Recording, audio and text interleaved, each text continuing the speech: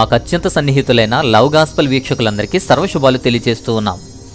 యేసుక్రీస్తు వారు జన్మించిన మహోన్నత అధ్యాయంలో అనేక అద్భుతాలు సంభవాల మధ్య గొర్రెల కాపరులు వచ్చి ఆనందించారు, ఆరాధించారు, సువార్త చేశారు. బెత్లెహేము జన్మించిన ప్రాంతంగాను, సత్రము నివసించిన వసతిగాను, యోసేపు సంరక్షకునిగాను, మరియా ఎన్నుకున్న దయ్యనొందినటువంటి తల్లిగాను, దేవదూతుల స్తోత్రనాదాల మధ్య మహాసంతోషం వెల్లవిరిసిన ఆ సంభవం సాక్షాత్తు దైవకుమారుని రాక. ఆయన జన్మించిన సందర్భంలో ఆయన జనన విధానంలో గుర్తించుకోవలసిన ఇంకొక అంశం ఏంటి అంటే యేసును పరుండ చేసిన తొట్టె, ద మ్యాంగర్. యేసు పడుకున్నటువంటి, యేసును ఉంచినటువంటి ఆ తొట్టె కూడా చాలా ప్రాముఖ్యమైంది. బెత్లెహేములో చర్చ్ ఆఫ్ నేటివిటీ అనే చర్చ్ ఉంది. యేసువారు అక్కడే జన్మించారు అని అక్కడే ఒక పెద్ద చర్చ్ కట్టారు. ఆ బాసిల్లికా గురించి ఆ పూర్తి అంశాలన్నీ కూడా ఇంతకు ముందు వీడియోలో పూర్తిగా అందించాను గనక అది కూడా మీరు చూడండి. ఆ బెత్లెహేములో ఉన్న ఆ బాసిల్లికా కానీ బెత్లెహేం పరిసర ప్రాంతాల్లో ఉన్న వారందరికీ కూడా ఇప్పుడు మహా ఆనందం, వారి జీవితాలు ధన్యమయ్యాయి అని మహా ఆనందపడుతున్నారు. కారణం ఏంటి అంటే యేసు పుట్టినటువంటి ఆ ప్లేస్లో యేసును ఉంచినటువంటి ఆ తొట్టె భాగం ఒకటి బెత్లెహేముకు వచ్చింది. యేసు వారిని పరుండ చేసినటువంటి ఆ తొట్టె యొక్క చిన్న భాగం బెత్లెహేముకు వచ్చింది. ఈ మధ్య వచ్చింది కాబట్టి వారి మహా సంబరాలు చేసుకుంటున్నారు, ఆనందపడుతున్నారు. 7వ శతాబ్దం నుంచి రోమ్లోనే ఉంది. యేసును ఉంచినటువంటి ఆ తొట్టె ప్రస్తుతం రోమ్లో కనబడుద్ది. 640వ సంవత్సరంలో ముస్లింలు ఆ భూమిని, ఆ భూభాగాన్ని స్వాధీనం చేసుకున్నటువంటి సమయంలోనే జెరూషలేం ప్యాట్రియార్క్ సెయింట్ సోఫ్రీనియస్ అనేటువంటి వ్యక్తి ఈ తొట్టెని పోప్కి, అంటే అప్పటి పోప్ థియోడర్ I పంపించాడు. అప్పటి నుంచి ఎన్నోసార్లు అడిగారు, ఎన్నో ప్రయత్నాలు చేశారు. కనీసం అరువుగా తెచ్చి మళ్ళీ తీసుకువెళ్ళమని కూడా కోరారు. రోమ్లో ఉన్నటువంటి ఆ తొట్టె ఎక్కువ భాగం రోమ్లోనే ఉన్నప్పటికీ దానిలో చిన్న భాగం, అంటే యేసు పడుకున్న ఆ తొట్టె యొక్క చిన్న భాగాన్ని పూర్తిగా బెత్లెహేముకు శాశ్వతంగా పంపించారు. అది వచ్చిన తర్వాత వారి ఆనందానికి అవధులు లేవు. చాలా గొప్ప వేడుకలు చేసుకున్నారు. ఎందుకంటే చాలా వాల్యుబుల్ అనుకున్నారు కాబట్టి, అలాగే వాటి విలువ వాళ్ళకు తెలుసు కాబట్టి, వాటి గురించి వాళ్ళకు అర్థమైంది కాబట్టి, అలాంటి ఆ తొట్టె కోసం చాలా సంబరాలు చేసుకుంటున్నారు, ఆనందపడుతున్నారు వాళ్ళు.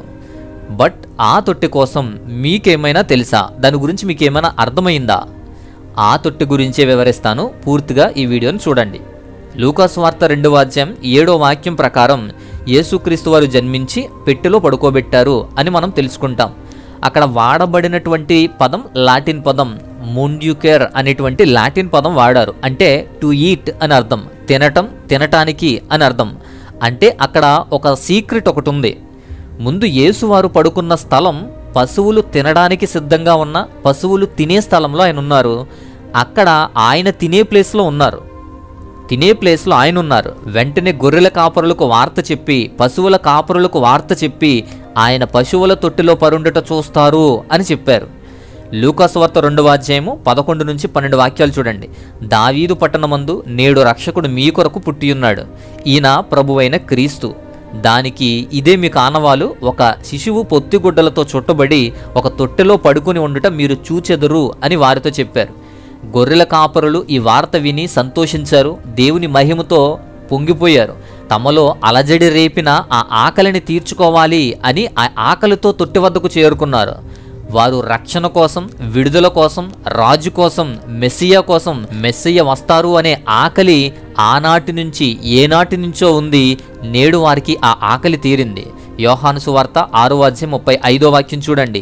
జీవాహారమును నేనే, నా యొద్దకు వచ్చేవాడు ఏనాటికి ఆకలిగొనడు అని. ఆయన ఆహారంగా మార్చబడి తొట్టులో ఉన్నాడు. ఇప్పుడు ఆహారం అయ్యింది ఆయనే. వెంటనే గొర్రెల కాపురులకు ఆ వార్త తెలియచేయబడింది, ఆయన ఆహారంగా ఉన్నారని. ఆయన ఆహారంగా మార్చబడి వెంటనే పశువుల కాపరులకు ఆహ్వానం పంపించారు. అదే దేవుని యొక్క గొప్ప మర్మం. లూకాసు వార్తలో ఈ తొట్టె కోసం 3 సార్లు ప్రస్తావించబడింది, 3 సార్లు వ్రాయబడింది యేసుక్రీస్తు వారి జననంలోనే. 2వ అధ్యాయం 7వ వాక్యంలో చూడండి. తొలిచూలు కుమారుని కని పొత్తిగుడ్డలతో చుట్టి సత్రములో వారికి స్థలము లేనందున ఆయన్ని పశువుల తొట్టులో పరుండబెట్టెను అని. 2వ అధ్యాయం 12వ వాక్యం చూడండి. దానికి ఇదే మీకు ఆనవాలు, ఒక శిశువు పొత్తిగుడ్డలతో చుట్టబడి ఒక తొట్టెలో పడుకుని ఉండట మీరు చూచెదరు అని వారితో చెప్తారు. ఇక 2వ అధ్యాయం 16వ వాక్యం. త్వరగా వెళ్ళి మరియను యోసేపును తొట్టెలో పనుకుని ఉన్న శిశువును చూశారు అని. ఇలా ఆ పశువుల చాలలో యేసుక్రీస్తు వారు పరుండిన ఆ తొట్టె గురించే ప్రత్యేకంగా ఈ 3 వాక్యాలు మనకు స్పష్టం చేస్తాయి. ఈ 3 వాక్యాల ద్వారా యేసు జననం మనం చూస్తాం. అసలు ఈ తొట్టె యొక్క ప్రాముఖ్యత ఏంటి, దానిలో ఉన్న విశిష్టత ఏంటి, ఈ తొట్టెను గురించినటువంటి సందేశం ఏంటి, ఏం అర్థం చేసుకోవాలి అనేది కూడా మనం క్లియర్గా చూద్దాం. మొదటిది, the manger was a sign. ఆ మ్యాంగర్ అనేది, ఆ తొట్టె అనేది ఒక ఆనవాలు, ఒక చిహ్నం. దూత వారికి వార్త చెప్పాడు. వార్త చెప్పిన తర్వాత 2వ అధ్యాయం 11వ వాక్యంలో చూడండి, దావీదు పట్టణమందు నేడు రక్షకుడు మీ కొరకు పుట్టియున్నారు అని దూత చెప్పాడు. అది నిజమా కాదా? అది అసలు నమ్మాలా లేదా? దీన్ని నమ్మడానికి సాక్ష్యం ఏంటి, రుజువేంటి, ప్రూఫ్ ఏంటి? ఒక ప్రూఫ్ అవసరం, గుర్తు కావాలి, దానికి ఒక చిన్న ఆనవాలు కావాలి, చిహ్నం కావాలి. ఆనవాలు అవసరం కాబట్టే దూత అదే ఇచ్చాడు. 2వ అధ్యాయం 12వ వాక్యం చూడండి, దానికి ఇదే మీకు ఆనవాలు. ఆ ఆనవాలు ఏంటి? ఒక శిశువు పొత్తిగుడ్డలతో చుట్టి ఒక తొట్టెలో పడుకుని ఉంటారు అని. దీనిలో ఏది సాంకేతం? శిశువు పొత్తిగుడ్డలతో చుట్టబడమా, తొట్టెలో పడుకుని ఉండటమా? ఆనాటి కాలంలో బిడ్డలకు ఆ బెత్లెహేంలో ప్రతి బిడ్డకు కట్టుబట్టలు ఉంటాయి. చిన్నపిల్లలకు అలా ఆ గుడ్డలతో చుడతారు. అది సాంకేతం కాదు. ఇక్కడ సాంకేతం అనేది, సింబల్ అనేది ఆ తొట్టెలో ఉంటారు ఆయన. ఆ తొట్టెలో ఎవరైతే ఉంటారో ఆయనే రక్షకుడు. మీకోసం పుట్టింది ఆయనే. ప్రపంచంలో మరి ఏ ఇతర రాజు కూడా పశువులు మేత తినే తొట్టెలో పడుకోలేదు. అప్పటికి అంతకు ముందు పడుకోలేదు, ఆ తర్వాత కూడా. ఆయన ఒక్కరే అలా పడుకున్నారు. ఆయనే రాజు, ఆయనే మెస్సయ్య, ఆయనే రక్షకుడు. ఆ తొట్టెలో పడుకున్న వ్యక్తి ఎవరైతే ఉన్నారో ఆయనే ఈ దూత చెప్పిన ప్రతీది. సో ఆ తొట్టె రక్షకునికి ఒక సంకేతంగా, ఆనవాలిగా, సైన్గా ఉంది. ఇక నెంబర్ 2, రెండవది సెలెక్టెడ్ డర్టీ మ్యాంగర్. ఆయన క్రింద నుంచి వచ్చారని మనం నేర్చుకుంటాం. ఆయన వెతికి తిరిగి రక్షించడానికని వచ్చారు. మరియా, యోసేపు ఆ తొట్టెని శుభ్రం చేసి ఉండొచ్చు, సౌకర్యవంతంగా చిన్న బెడ్లాగా దాన్ని మార్చి ఉండొచ్చు. కానీ ఈ తొట్టె ఎంత మార్చినా, ఎంత క్లీన్ చేసినా పర్ఫెక్ట్గా వాళ్ళు చేయలేరు. శృంగారభరితంగా మార్చలేరు. మురికిగానే ఉంటుంది. పైగా అది మేత తినేదే అవుతుంది. ఆల్రెడీ వాడి అక్కడ ఉంచిందే అవుతుంది తప్ప కొత్తది రాదు, కొత్తది కాదు. ఎంతలా శుభ్రం చేసినా అది అంత క్లీన్ అవ్వదు. దేవుని కుమారునికి మొదటి మంచం సాధారణమైన బెడ్ కూడా కాదు, అసలు ఊయల కూడా కాదు, సాధారణ పశువుల తొట్టే. రాజైనా చిన్న బిడ్డైనా వారు ఏ బెడ్ మీదో, ఇంకొక పడక మీదో, లేదా ఇంకొక ఊయల మీదో పడుకోవచ్చు. కానీ భార్యతో కలవడానికి కూడా బెడ్ని వాడవచ్చు. బట్ చిన్న బిడ్డలకి కూడా బెడ్ని వాడతారు, ఊయల్లో వాడతారు. కానీ ఈ బెడ్ అనేది తొట్టే. కానీ ఈ తొట్టె అనేటువంటి బెడ్ ఇంకా ఎవరూ కూడా వాడలేరు, ఇంకొకరు చాలలేరు, ఇంకొకరు పరుండలేరు. ఏ రాజు కానీ, ఏ మనిషి కానీ అలాంటి ప్రత్యేకత కనపరుచుకోలేదు, అలాంటి ప్రత్యేకత లేదు. రక్షకుడైన క్రీస్తు వారికి ఒకటే. అలా ప్రత్యేకమైన వారిగా ముందు కానీ వెనుక కానీ మరి ఏ రాజుకు లేని విధంగా ఆ డర్టీ తొట్టెలో పడుకున్నారు, మేత తినేటువంటి తొట్టెలో పడుకున్నారు. ఇక మూడవది ఏంటి అంటే number 3, the manger was glorious. మహిమకరముగా మార్చబడింది. ఆ తొట్టె మహిమకరంగా చేయబడింది. యేసు వారిని తొట్టెలో ఉండడం మనం చూస్తాం. ఒక శిశువు పొత్తిగుడ్డలతో చుట్టబడి ఒక తొట్టెలో పడుకుని ఉండటం చూడండి అని దేవదూత చెప్తాడు. ఆ తర్వాత చూడండి, లూకాసు వార్త 2వ అధ్యాయం 13-14 వాక్యాల్లో దూతలు స్తోత్రాలు చేస్తారు. సర్వోన్నతమైన స్థలములలో దేవునికి మహిమయు, ఆయనకిష్టులైన మనుషులకు భూమి మీద సమాధానము కలుగునుగాక అని దేవునికి స్తోత్రము చేయుచుండెను అని రాయబడింది. ఆయన్ని మహిమ మొత్తం వ్యాపించింది. మహిమతో నిండిపోయిన ప్రాంతం ప్రధానంగా తొట్టె ప్రధానంగా ఆయన్ను మోసింది. తొట్టెలో ఉన్న ఆయన్ను అందరూ మహిమపరిచారు. ఆ మహిమ ప్రకాశవంతం చుట్టూ వ్యాపించింది. ఇప్పుడు ఎంత పాడుబడిందైనా, ఎంత వాడిందైనా, ఎంత డర్టీగా ఉన్నా, ఎంత చిన్నదైనా, ఎంత పెద్దదైనా సరే మహిమకరంగా మార్చబడింది ఆ తొట్టె. ఇక నంబర్ 4, నాలుగవది, the manger is the way of డిసిపుల్షిప్.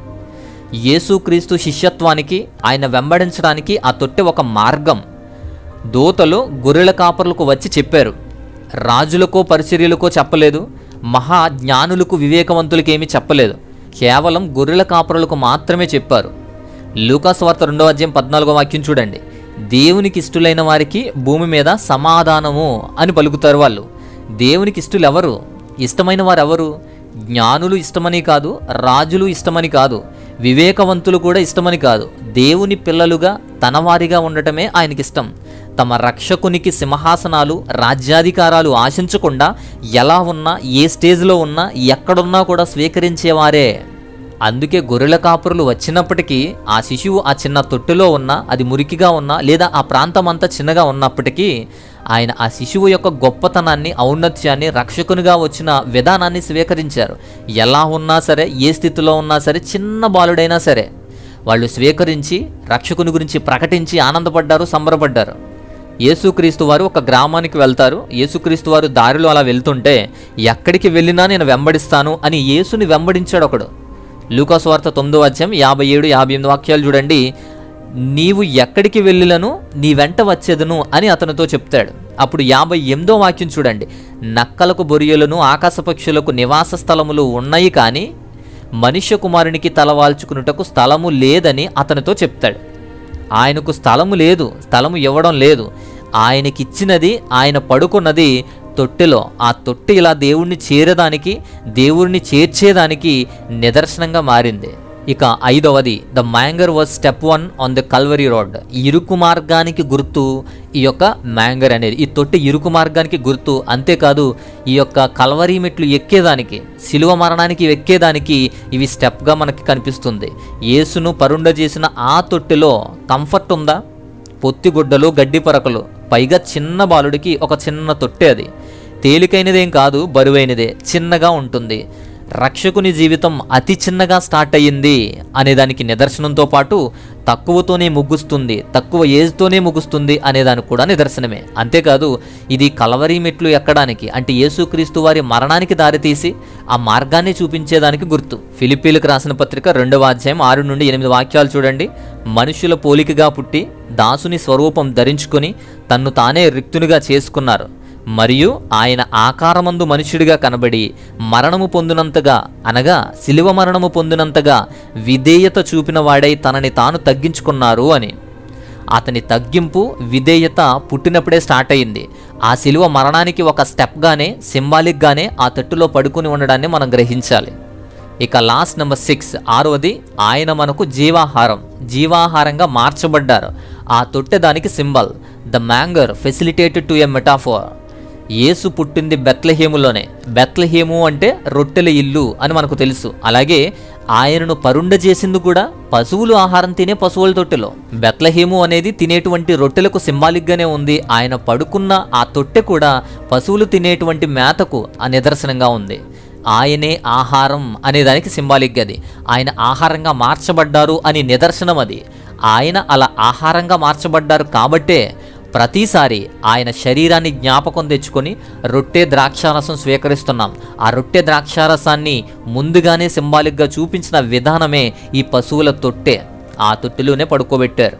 యోహాను సువార్త 6వ అధ్యాయం 51వ వాక్యం చూడండి. పరలోక నుండి దిగి వచ్చిన జీవాహారము నేనే అంటారు ఆయన. ఎవడైనను ఈ ఆహారము భుజించితే వాడెల్లప్పుడూ జీవించును, అది నా శరీరమే అంటారు. అలాగే ఇర్మియా గ్రంథం 15వ అధ్యాయం 16వ వాక్యం చూడండి. నీ మాటలు నాకు దొరకగా నేను వాటిని భుజించితిని అన్నాడు. దేవుని మాటలే ఆహారం, ఆ మాటలే వాక్యం, ఆ వాక్యమే శరీరధారునిగా భూమి మీదకు వచ్చారు. అదే జీవాహారంగా మార్చబడింది. యోహాను సువార్త 6వ అధ్యాయం 35వ వాక్యం చూడండి. జీవాహారము నేనే, నా యొద్దకు వచ్చేవాడు ఏమాత్రము ఆకలి కొనడు అంటారు. ఆయన ఆహారము గనుక ఆహారానికి సింబాలిక్గా ఆహార తొట్టెలో పడుకోబెట్టారు. ఇలా ఆయనను పరుండ చేసిన తొట్టె అనేది ఇలాంటి విషయాలను ప్రభావితం చేస్తుంది.